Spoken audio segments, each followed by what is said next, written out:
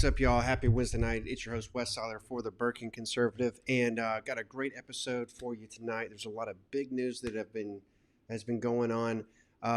We here have been focused on a lot of philosophy and debating a lot of theory the past few weeks, but I wanted to get in tonight straight into some national news because I think it's important. I think it actually is a way to apply some of the philosophy that we've been talking about and really to think about what this means for the future of conservatism and for the future of our country. And you'll see kind of my take on it as we go along. So jumping right into it, what has made headlines the past couple days has been Liz Cheney, a congresswoman who has been under fire from other Republicans within the House, and she recently lost her spot in the leadership in the House of Representatives. And we're going to talk about who she was and why this matters here on this show. So if you don't know who Liz Cheney was, she is the daughter of the former Vice President Dick Cheney under George W. Bush. She is a congresswoman from Wyoming, and up until recently, she was number 3 in the House. So this is someone that a lot of people respected, who had this position, who had maintained it, and had some differences, especially with Trump. But there's all these pictures you'll see of them actually working together. And she was a woman with a very conservative record in terms of the issues that most conservatives care about. So someone who definitely had a lot of clout up until recently. And then really the turning point has been her take on the election. And she is someone who essentially chose this hill to die on, that she wanted to make it abundantly clear that she believed that Biden was a legitimate president, that there was no fraud of any substantive kind, and that anyone who said differently was lying and untruthful.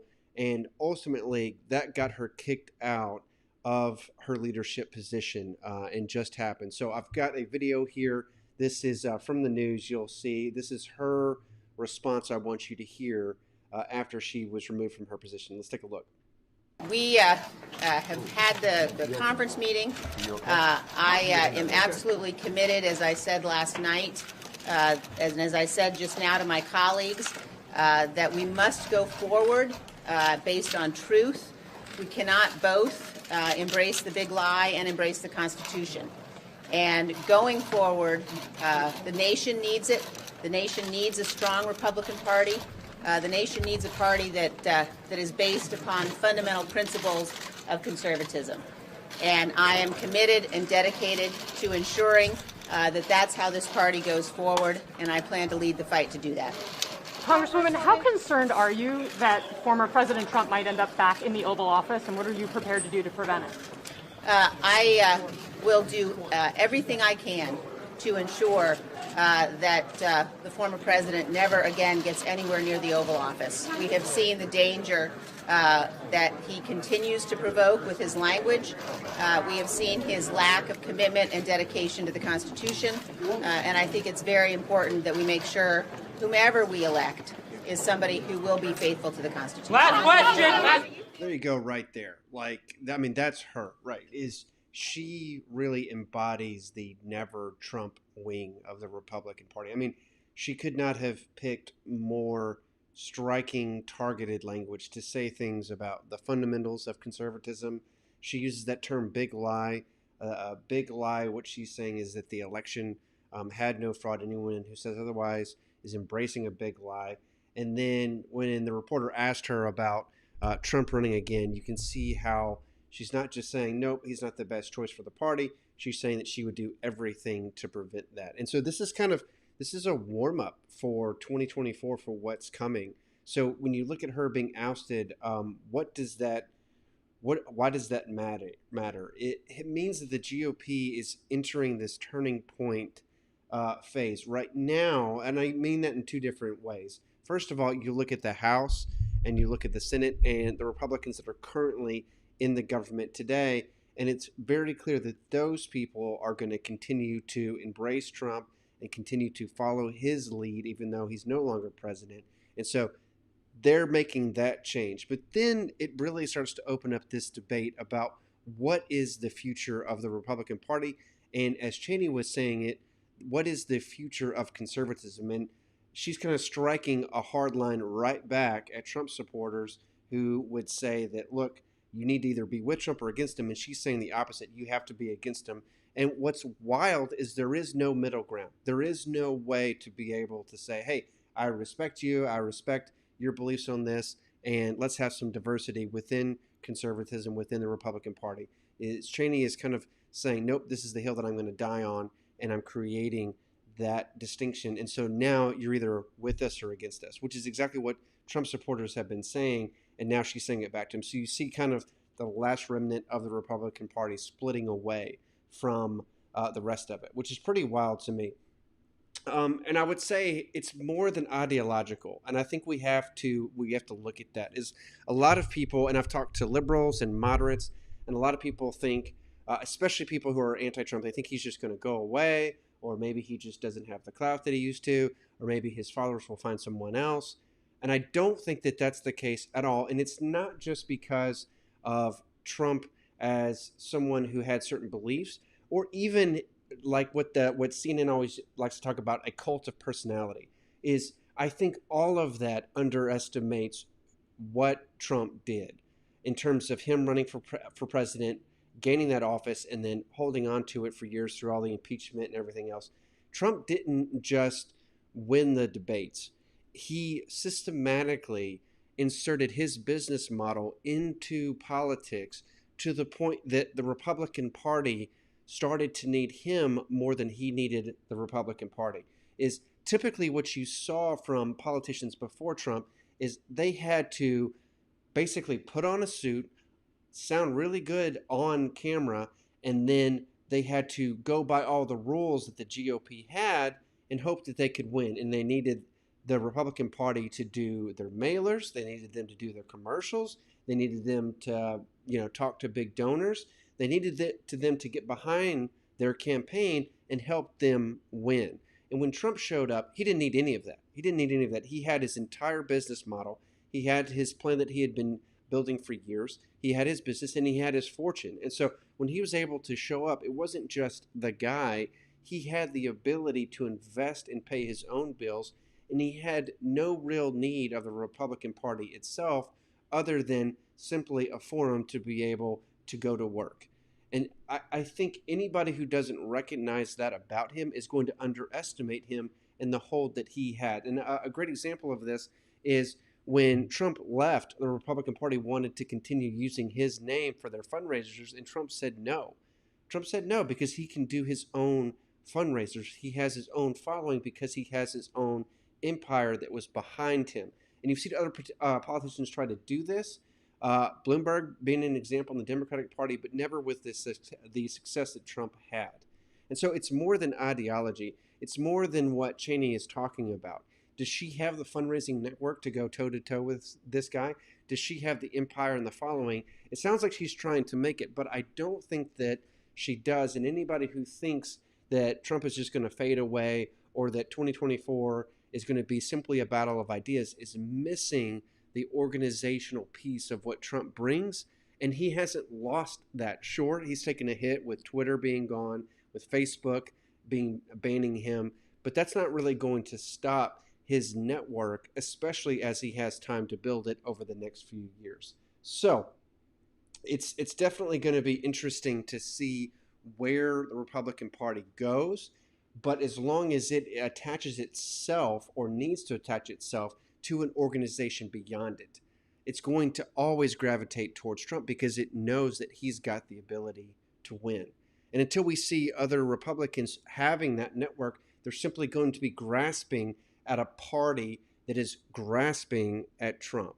And so keeping that in mind, I'd love to hear your thoughts on this. I'd love to hear where you think the Republican Party is going in terms of its ideology, its belief systems, but I'd also like to hear where you think it's going in terms of structure and if that's going to make a play, because I really think it is as we start to hit 2024. So those are my thoughts for tonight. I know this was a quick episode, but I wanted to get into that specific issue and give you my take on it because it was hot right off the press. Let me go ahead and get this comment, Brad, before I go here. Brad, you said it means the lunatics are running the asylum.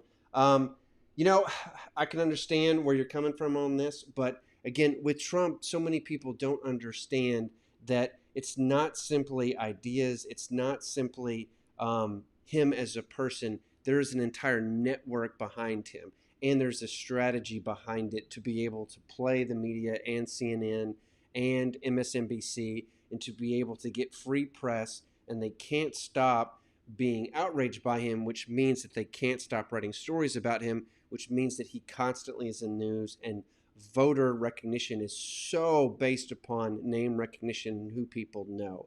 It absolutely has to be. And that always means that Trump is going to have enemies, but it also means that he's constantly going to be in the press and he's going to have friends. So don't forget that. Is that it may seem like insanity to some people. You may hear things that Trump says and be like, I can't believe that's his position. But don't forget that there's more than just the guy. There's more than just his positions or his ideology. There's a network. And again, the more we underestimate that, the more that you don't wrestle with that, the more you're going to continually be shocked that this guy keeps coming back. And I, for one, believe that we need to be able to build a network bigger than any one person, that we need to have a debate within conservatism.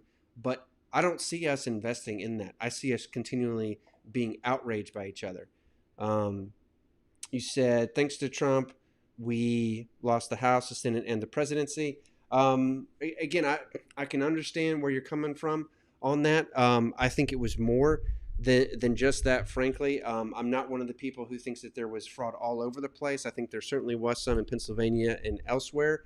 I can understand how it fired up liberals to be able to do it, but I also think that there were some mistakes made along the way, not just by Trump, but by other people. Because if you think about what Trump did, is that he really resurrected a lot of energy for the GOP. And if we hadn't had him, we probably never would have beaten Hillary Clinton to begin with. I don't believe that Ted Cruz or Marco Rubio could really have handled her the way that he did. And so he did. He brought a lot of energy to it. We've got Supreme Court justices as a result. So there's a good and a bad here. I do believe, and to your point, Brad, I do believe that he could have debated better. I thought that Trump was terrible, and I said this on many shows. I thought he was terrible in his debates when he was running for re-election. Very different than how he handled, say, the primary debates the first time he was running, where he was funny, where he was loose, where he had a lot of back and forth and interesting moments. And even his debates against Hillary, as he had some moments there which were pretty powerful. He had almost none that were powerful against Biden. And I think that's where he really lost the election, if you want to pick a moment there. So those are my thoughts. But yeah, we have people on this channel who are never Trumpers. We have people who are always for him. We have, of course, liberals and moderates. So I respect your opinion on this. And this is why we do this show, is a chance to talk about it. So I'd be interested, Brad, to hear your thoughts on Liz Cheney. Do you think that she should run against Trump? Is she going to be the face of never Trumpers, or the anti-Trump wing of the party going forward? And is she somebody that you would support if it comes down to a primary? Or one of the most interesting names, and we've talked about this on our Sunday shows, has been Mike Pence. It's entirely possible that Mike Pence could get to a point where he's running against his former boss, which I think would be absolutely wild. I've read some reports that he's making his way through some of the early primary states. And what a dynamic that would be to have someone like Mike Pence, Liz Cheney, and Trump all on the stage together debating the fundamentals of conservatism. That's where we're headed. I mean, this is a preview of that when you listen to what Liz Cheney says in that video I just played for you. This is a preview of where conservatism is going. But again, it's not going to make a difference if it's purely left to the ideas. Unfortunately, that's not going to make a difference because Trump will just overwhelm his opponents with the network that he's built. And I don't see anybody who is really consolidating. And you said you're more of a Ben Sass guy. I've read his most recent book talking about how we reconcile, how we can bring back civil discourse. And I'd love to have Ben Sass on this show. He's just a hard person to get on the show. But yep, I definitely have some respect for him as well. And yeah, I would love to engage with him further. It's going to be interesting to see how long he stays in the Senate, because it seems like, again, much like Liz Cheney, it's starting to move away from him. So is he going to consolidate as well? So, hey, thanks for your comments, Brett. I appreciate you jumping on the show here. It looks like we had about 5 folks watching live. this is going to be the first of many shows as we kind of follow the Republican buildup to what here in still going to be a couple of years, but what is going to inevitably be a very dynamic primary process as we start to look at who is going to challenge Biden in a couple of years, and it's going to be ongoing. But you know where the House lies. You know where their loyalty lies. You know who they're going to take their marching orders from. You've got Trump, who's still going to be sending out messages and things being able to weigh in on every issue. So it's going to be interesting to see, and I have no idea how it's ultimately going to unfold, but we'll be talking about it on our shows every Wednesday night. Don't forget our Sunday shows where we have a liberal, myself as a conservative, we have another conservative and a libertarian all talking about the big issues, and then Conservatism on Tap is one of our most fun things that we do on this channel, which is where we have a drink late Sunday night, and again, we talk about these issues in that time just with conservatives themselves. So that is 8:30 Central for the first show, and then 9 o'clock immediately following, we gear back up for it. If you've got topics you want me to cover on this show, you got comments, feel free to email me at theburkingconservative@gmail.com. You can also go on our YouTube, our Facebook, Twitter, Instagram. We're on all of it. So thank you so much for watching, guys, and I will see you next